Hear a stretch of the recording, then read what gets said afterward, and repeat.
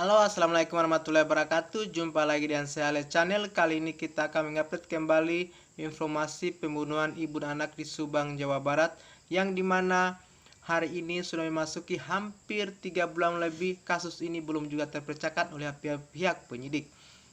Lalu keterangan Danu belakangan memang ada oknum Bampol yang memasuki ke TKP bersama seorang Danu yang disuruh seorang Bampol, dan itu dibantah langsung oleh pihak penyidik melalui Kambes Yosi Acaniago mengatakan bahwa tidak ada oknum Bampol yang terlibat dalam pembunuhan ibu dan anak di Subang, Jawa Barat.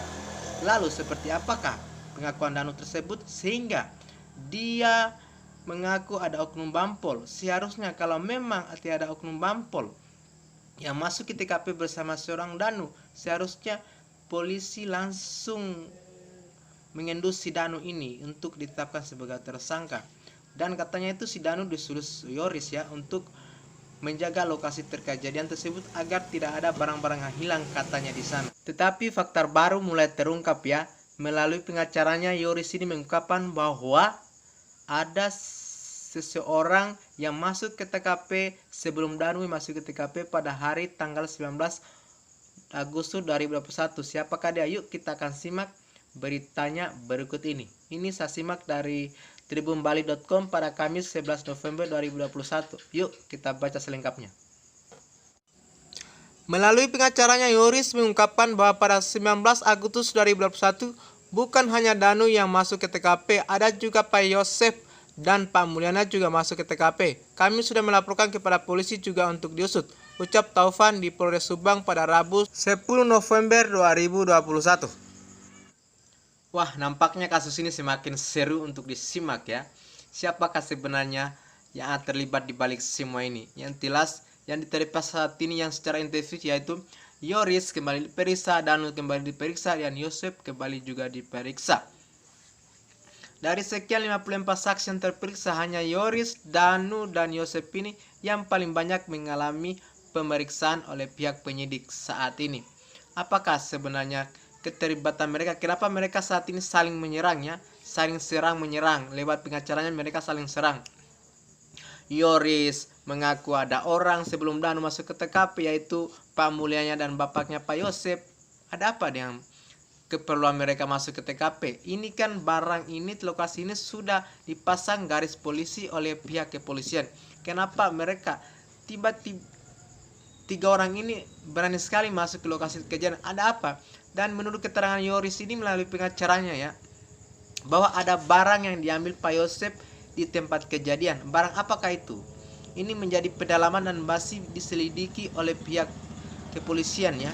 Dan jika itu benar, Pak Yosef dan Pak Mulyana ini masuk ke TKP, ada keperluan apa Pak Mulyana masuk ke TKP? Ini jadi pertanyaan ini. Ini jadi PR buat kepolisian ini, penyidik ini, untuk mengungkap dalang yang sebenarnya ini. Dan jika benar yang dibilang si Danu itu katanya disuruh ke Bampul untuk membersihkan tempat kejadian di kamar mandi, ya oknum Bampul ini harus dicari oleh pihak penyidik ini. Dan jika terbukti bahwa ini si Danu ini tidak betul apa yang dia bilangkan ini, ya si Danu ini siap-siap aja akan jadi tersangka ya, karena sudah memberikan keterangan bohong. Dan si Yoris juga ini apa betul ini ada Pak Yosef di sana memasuki lokasi TKP? Kalau memang mereka ini tidak betul ini apa yang mereka ungkapkan lewat pengacaranya ini, ya ini semakin memperjelas ya bahwa semakin Anda berbohong, semakin Anda memunculkan jati diri Anda yang sebenarnya. Iya kan? Polisi itu tidak sebodoh apa yang kamu orang pikirkan. Mungkin polisi pada saat itu sengaja tidak mengambil barang-barang di lokasi tempat kejadian yang fundamental di sana, karena penyidik pasti berpikir, bah ini pelakunya pasti akan kembali untuk membersihkan tempat lokasi kejadian ini, iya kan? Kan polisi pasti ini sudah memberikan sudah memikirkan jauh sebelum itu. Sebelum Anda berbuat, polisi sudah tahu mungkin ya. Tapi yang jelas kejahatan itu tidak yang sempurna guys, iya kan? Semoga saja kasus ini bisa segera terungkap dan pihak penyidik yang menangani kasus ini segera menentukan tersangkanya. Karena ini ciri-cirinya sudah mulai ada di indus-indus ini, karena dua kubu ini sudah saling serang menyerang ini ya. Dan mau tidak mau ya, bahwa berlarut-larutnya kasus ini sampai hampir 3 bulan ini, bahwa pemikiran-pemikiran opini masyarakat ini sudah berkembang liar ya. Ada oknum Bampolo, ada oknum-oknum yang terlibat lah. Dan yang jelas ini kasus ini bukan hanya ditangani oleh Polres Subang ya, tapi juga Mabes Polri dan melibatkan juga BRIN di sana. Ada apa ya? Dengan serumit apakah sebenarnya kasus ini? Dan semoga saja saya dukung untuk pihak kepolisian yang mengenai kasus ini segera menangkap tersangka yang menetapkan tersangka, dan kasusnya akan segera terungkap dan tidak akan hilang begitu saja. Oke, dulu dari saya, sekian dulu dari saya.